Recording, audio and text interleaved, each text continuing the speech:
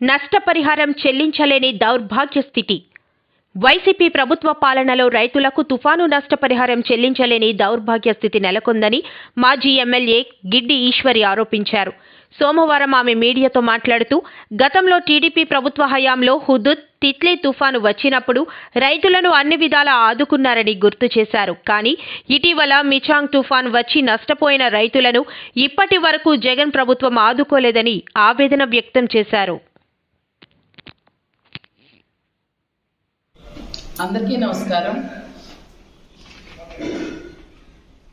జగన్మోహన్ రెడ్డి ఒక్క ఛాన్స్ అని అధికారంలోకి వచ్చి దాదాపుగా ఒక్క ఛాన్స్ కాస్త ఆయనకి రాజకీయ భవిష్యత్తే లేనటువంటి పరిస్థితికి తీసుకొచ్చాడు.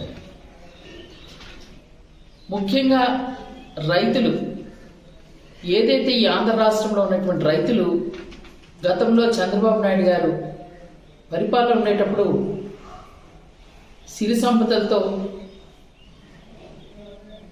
ఆనందంగా ఉండేవాళ్ళు.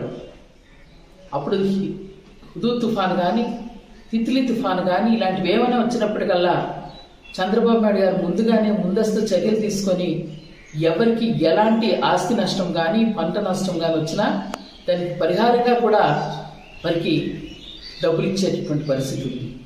మొన్న వచ్చినటువంటి మిచాంగ్ తుఫాన్లో కూడా ఎంతోమంది రైతులు పంట నష్టం పోతే కనీసం పంట నష్టపరిహారం కూడా ఇవ్వలేనటువంటి దౌర్భాగ్యం జగన్మోహన్ రెడ్డి.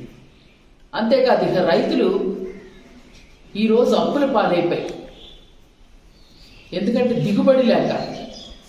దిగుబడి సరిగ్గా రావట్లేదు.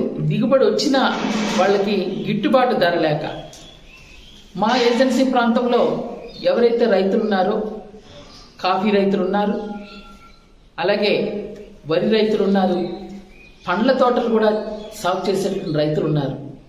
కానీ ఆ రైతు ఇంకా అప్పుల భారంలోకి నెట్టేయబడ్డాడు. రైతు భరోసా అంటూ 13,500 రూపాయలు ఇస్తానన్నటువంటి జగన్మోహన్ రెడ్డి వాళ్ళ అకౌంట్లోకి బటన్ నొక్కుతున్నానని చెప్పి ఒక్కొక్కరికి 1,000 రూపాయలు ఒకరికి, అలాగే 2,000 ఒకరికి, ఒక్కొక్కరికి 5,000, ఇలా 13,500 కాదు కదా, అసలు ఆయన బటన్ నొక్కి కేంద్రం ఇచ్చే డబ్బులు కూడా ఇవ్వలేనటువంటి దౌర్భాగ్య పరిస్థితి జగన్మోహన్ రెడ్డి.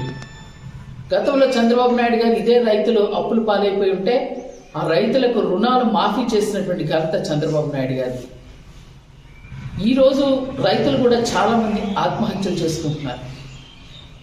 ముఖ్యంగా మా గిరిజన ప్రాంతాల్లో గతంలో రైతు రథాలంటూ, టిల్లర్లంటూ వ్యవసాయ యంత్రాంగాల్ని, ఆధునిక యంత్రాల్ని మా గిరిజనులకు ఇచ్చేవారు.